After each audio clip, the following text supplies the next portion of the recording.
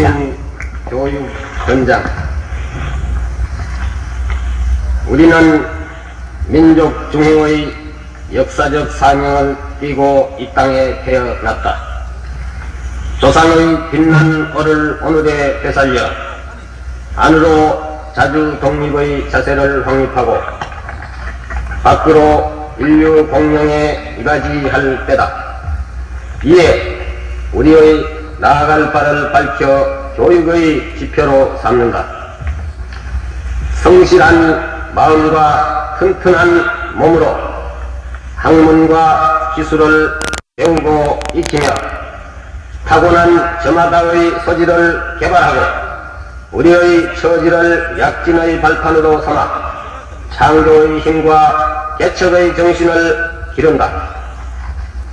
공익과 질서를 앞세우며 능률과 실질을 숭상하고 경애와 신의의 뿌리박은 상부상조의 전통을 이어받아 명랑하고 따뜻한 협동 정신을 북돋운다.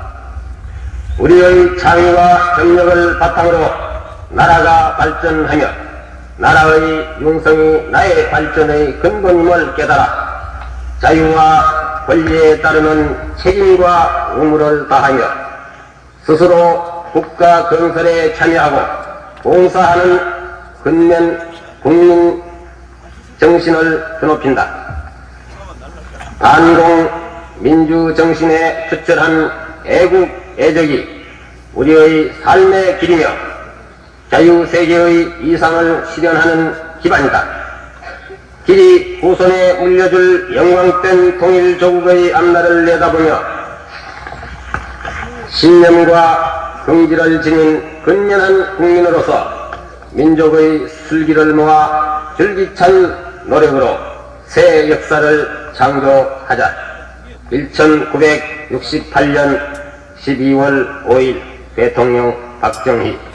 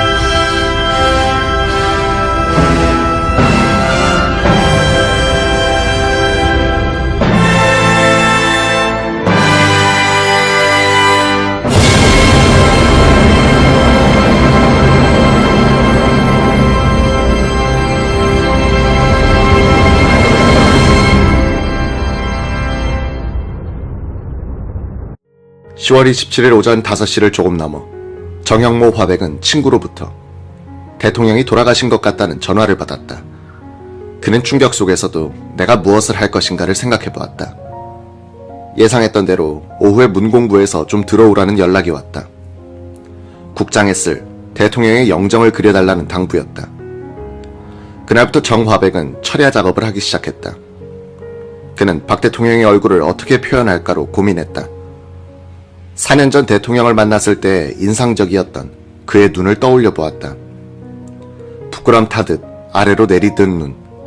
그러나 정시할 때는 가슴을 서늘하게 만드는 빛나는 안광을 영정에 담아야겠다고 생각했다. 박정희의 눈매는 보는 사람들로 하여금 내 가슴속을 훤히 꿰뚫어 보는구나 하는 느낌을 주어 거짓말을 못하게 하는 힘이 있었다. 정형모는 유경수 여사가 죽은 뒤에 청와대 본관에 걸어둘 유경수 초상화의 작가로 뽑혀서 유교사의 사진만 참고하여 많은 그림을 그렸다. 그는 대통령 부부의 초상화 모두를 사후에 그리는 인연을 갖게 된 것이다. 정화백은 대통령 영정을 그리면서 1975년 8월 28일에 그를 만났던 기억을 되살려 보았다. 윤주영 문공부 장관과 함께 대통령 집무실로 들어서니 대통령은 딸 그네와 함께 책장을 정리하고 있었다. 대통령은 긴장하고 있는 정영모에게 청와대에는 정화백의 그림이 가장 많아요 라고 하면서 자리를 권했다. 그는 의자에 앉자마자 정화백에게 담배를 권하더니 라이터를 켜서 불을 붙여주었다. 정영모는 부모 앞에서도 피우지 못하는 담배를 대통령 앞에서 피우다니 하는 생각이 나서 서너 모금 피우다가 재떨이에 비볐다. 완전히 껐다고 생각했는데 연기가 모락모락 나면서 대통령 얼굴 쪽으로 날아가는 것이었다. 당황해하는 정화백을 보고 그네가 재떨이에 뚜껑을 덮었다. 식당으로 옮겨 점심 식사를 하는데 정화백이 그린 유경수의 초상화가 벽면에서 내려다보고 있었다. 유괴사의 특징을 살리려고 웃음 띤 입술과 우아한 목을 신경 써서 그렸지만 만족을 느끼지 못한 정화백이었다. 대통령은 옆자리에 앉은 그네에게 너도 알렉산더 대왕 전기를 읽고 있지? 라고 하더니 2층으로 올라가 아내의 사진 앨범을 가지고 내려왔다. 그는 햇살이 드는 창가에 앨범을 펴놓더니 정화백에게 사진을 고르라고 했다. 그때 37세였던 정화백은 대통령이 꼭 자상한 아버지처럼 느껴졌다. 그날 식단은 토스트와 만둣국, 그리고 반찬 3가지가 전부였다. 정영모는 국장 하루 전인 11월 2일에 영정을 완성하여 납품했다. 7일간 밤낮을 가리지 않고 탁자만한 150호짜리 화폭에다가 근대와 혁명가의 비장한 혼을 불어넣어 보려고 했던 정씨는 곧 고난잠에 떨어졌다. 1979년 11월 3일 고 박정희 대통령 국장 영경식이 중앙청 앞 광장에서 열렸다. 최기화 대통령 권한대행이 건국훈장 대한민국장을 영전에 바쳤다. 이때 국립교향악단이 연주한 교향시가 짜라투스트라는 이렇게 말했다였다. 독일의 리하르트 슈트라우스가 작곡한 이 장엄한 곡은 낮은 음에서 시작하여 고음으로 치달은 뒤에 꼭지점에 도달했다가 갑자기 사라진다. 이 곡은 독일 철학자 니체가 쓴 같은 이름의 책 서문을 음악으로 표현한 작품이다. 이 곡을 선택한 것은 국립교향악단의 홍현택 상임지휘자였다. 그는 박 대통령과 초인의 이미지를 연결하고 말고 할 겨를이 없었다면서 분위기를 가라앉히기 위해서 내가 평소에 좋아하던 곡을 연주한 것이다 라고 했다. 니체의 짜라투스트라는 이렇게 말했다의 서문에는 이런 대목이 있다. 인간이란 실로 더러운 강물일 뿐이다. 인간이 스스로를 더럽히지 않고 이 강물을 삼켜버리려면 모름지기 바다가 되지 않으면 안 된다. 박정희는 질풍노도의 시대를 헤쳐가면서 영욕과 청탁을 같이 들이마셨던 사람이다. 더러운 강물 같은 한 시대를 삼켜서 바다와 같은 다른 시대를 빚어낸 사람이다. 박정희가 그런 용광로의 역할을 할 수 있었던 것은 그가 권력을 잡고 나서도 스스로의 혼을 더럽히지 않고서 맑게 유지했기 때문일 것이다. 1963년 최고회의 의장 시절에 쓴 책 국가와 혁명과 나의 끝장에서 박정희는 서민 속에서 나고 자라고 일하고 그리하여 그 서민의 인정 속에서 생이 끝나기를 염원한다고 했다. 그는 글라이스틴 주한 미국 대사가 평한 대로 한시도 자신이 태어난 곳과 농민들을 잊어본 적이 없었던 토종 한국인이었다. 그는 사후 지식인들로부터 문매를 맞았으나 서민들의 마음속에서는 항상 살아있었다. 최근의 박정희의 인기는 서민들의 인정을 지식인들이 뒤늦게 따르고 있다는 점에서만 새로울 뿐이다. 영결식에서 박정희의 육성연설 녹음을 2편 골라서 들었다. 지금 들으면 국민들에 대한 유언처럼 느껴진다. 1978년 한국정신문화연구원 개원식 치사. 여기서 박정희는 자주정신을 강조하고 있다. 그는 자주정신이란 우리 스스로가 이 나라의 주인이며 역사 창조의 주체라는 자각이라면서 우리의 전통과 역사에 뿌리를 둔 주체적 민족사관을 정립하여 자주정신을 복돋음으로써 민족 중흥에 활력을 제공하자고 역설했다. 박정희는 국가와 혁명과 나의 끝장에서도 소박하고 근면하고 정직하고 성실한 서민사회가 바탕이 된 자주 독립된 한국의 창건, 그것이 본인의 소망의 전부다. 동시에 이것은 본인의 생리인 것이다. 본인이 특권 계층, 파벌적 계보를 부정하고 굴림사회를 증오하는 소위도 여기에 있을 것이다 라고 했었다. 박정희가 자조정신, 자립경제, 자주국방을 강조한 것은 이 3자를 갖춰야 진정한 자주독립국가 행세를 할 수 있다는 확신 때문이었다. 박정희의 이 확신은 국수주의나 폐쇄적 민족주의를 반영하는 것이 아니라 서민들에 대한 동정심과 서민들을 괴롭히는 힘센 자들에 대한 정의감의 확대판이었다. 그에게 있어서는 서민들을 괴롭히는 강자에 대한 반발심이나 우리나라를 누르려는 강대국에 대한 반발이나 같은 심정에서 출발한 다른 표현이었던 것이다. 그는 서민적 반골 정신을 대통령이 된 뒤에는 민족의 자주 정신으로 승화시켰던 사람이다. 영결식 기도에서 천주교계를 대표한 김수환 주기경은 이렇게 말했다. 인자하신 주여, 이제 이분은 대통령으로서가 아니라 한 인간으로서 엎드려 주님의 자비를 빌고 생명을 목말라 합니다. 이분의 영혼을 받아주십시오. 죄와 죽음의 사슬을 끊고 생명과 광명의 나라로 인도하여 주십시오. 세문안교회 강신면 목사는 이렇게 말했다. 저 공중을 나르는 참새 한 마리도 당신의 허락이 없이는 땅에 떨어지지 않는다고 하셨기에 우리는 지금 이 뜻하지 않은 일의 뜻을 알지 못하여 안타까워하고 있습니다. 하기야 이 길은 인간이면 누구나 한 번은 가야 할 피할 수 없는 일이기는 하지만 너무나 뜻밖의 비참하게 가셨기에.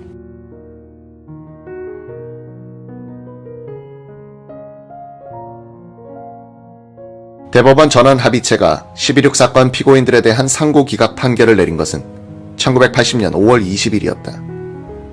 양병호 대법원 판사 등 6명은 김재규 등 피고인들에게 적용한 내란 목적의 살인죄는 성립되지 않고 단순 살인죄로 봄이 타당하다는 소수 의견을 냈다.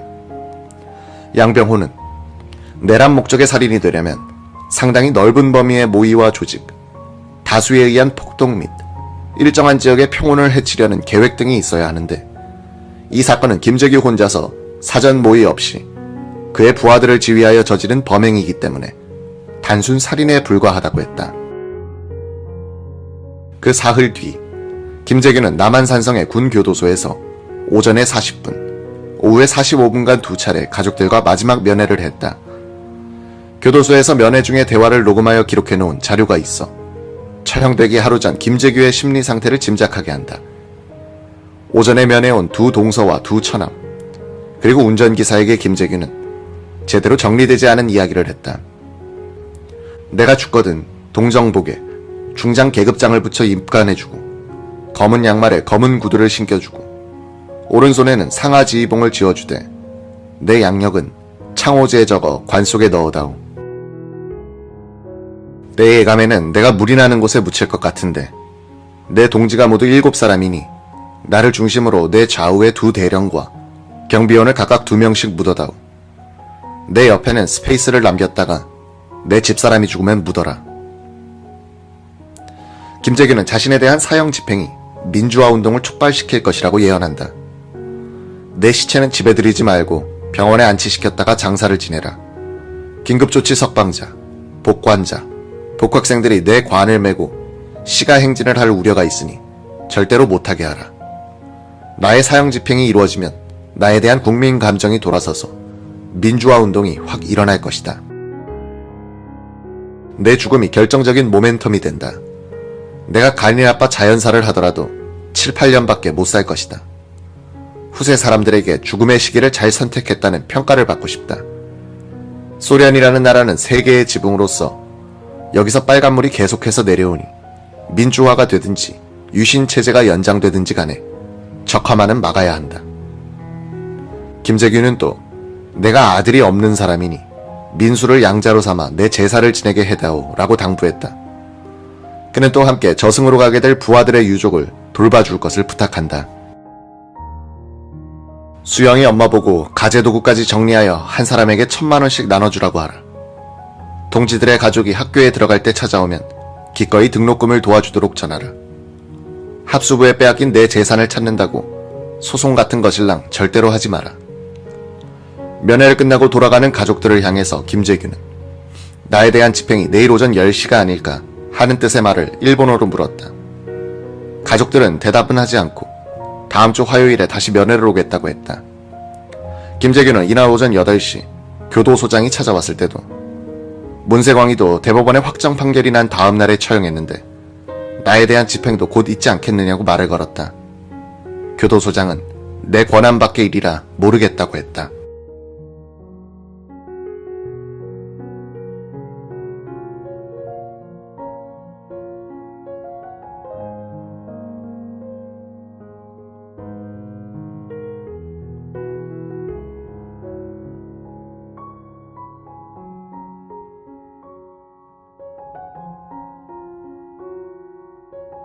이날 오후에는 김재규의 동생 김한규가 가족들을 데리고 와서 면회했다. 김재규 형제의 대화록을 읽으면 동생이 형에 대해서 상당히 비판적인 생각을 갖고 있었음을 엿볼 수가 있다. 동생 김한규는 그때 건설업체를 경영하고 있었다. 그는 사건 직후에 합수부에 연행되어 조사를 받고 회사를 국가에 헌납한다는 각서를 쓰고 나왔다.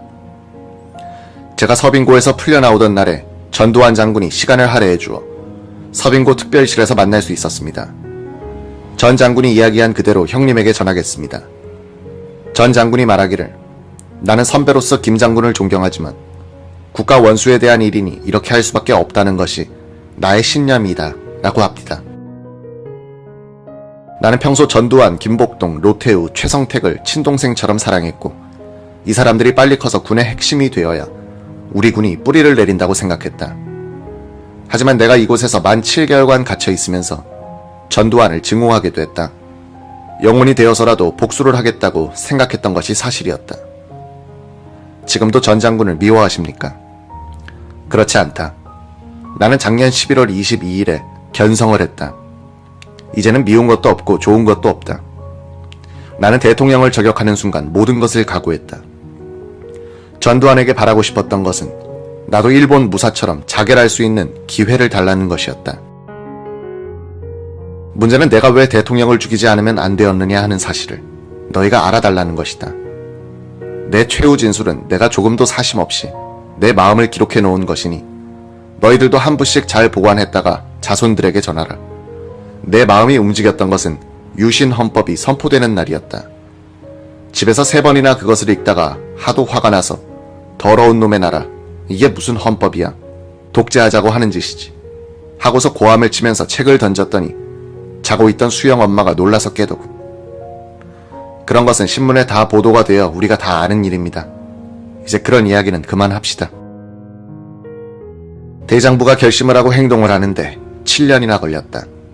내가 중정부장이 되고 그렇게 기뻐하는 것은 물리적인 방법이 아니고 대화를 통해서 대통령을 설득할 수 있겠구나 했기 때문이다. 형님이 사건을 일으키기 10일 전에 내가 형님을 방문했을 때 대통령께서 일본 비디오를 그렇게 좋아하시니 나보고 일본에 가서 구해오라고 말씀하시지 않았습니까? 그 후 나는 일 때문에 부산이다 어디다 다녔는데 각하를 그렇게 생각하시던 형님이 변하셔서 각하를 죽였습니다. 형님은 저보고 동쪽으로 가라고 해놓고 서쪽으로 가셨습니다. 제가 전두환 장군의 그릇을 보니 쉽게 변하는 그런 분이 아닙니다. 나는 개인적으로 당하는 박해 때문에 전두환에게 복수하려고 했다. 지금 생각은 어떻습니까? 내가 한 일에 형벌이 가해지는 것은 자업자득이다. 다만 내가 불안한 것은 자유민주주의가 잘 되지 않고 있는 점이다. 전두환 장군이 현재 어떤 지위에 있는지 모르지만 날 처형하려면 빨리 하고 설거지할 것이 있으면 빨리 해서 자유민주주의가 안 되어도 좋으니 전국의 혼란을 빨리 잡으라는 것이다. 전두환이가 빨리 애국심을 발휘할 때가 지금이고 이때를 놓치면 천추의 한을 남길 것이다. 내가 나온 사관학교 출신들은 융통성이 없는 것이 단점이지만 빨리 전국을 안정시키는 길만이 전두환이가 사는 길이고 대한민국을 반석 위에 올려놓는 일이다. 내가 언제 가더라도 울지 마라. 울 생각이 있으면 반야 심경이나 외우도록 하라. 김한규의 아들 민수는 김재규 밑으로 양자 입적을 하게 됐는데 이날 면회실 바닥에 거적을 깔아놓고 큰절을 했다. 김재규는 민수를 끌어안고 한참 동안 눈물을 흘렸다. 육군 교도소의 수용자 관찰 보고서를 보면 김재규는 다음 날인 24일 새벽 3시에 이감 준비를 하기 시작했다. 초연한 자세로 이감을 실시하였으며 전야 수면을 이루지 못했고 이후 일체 취식을 거절하였음. 김재규가 사형장에 있는 서울구치소로 떠난 것은 이날 새벽 3시 55분이었다.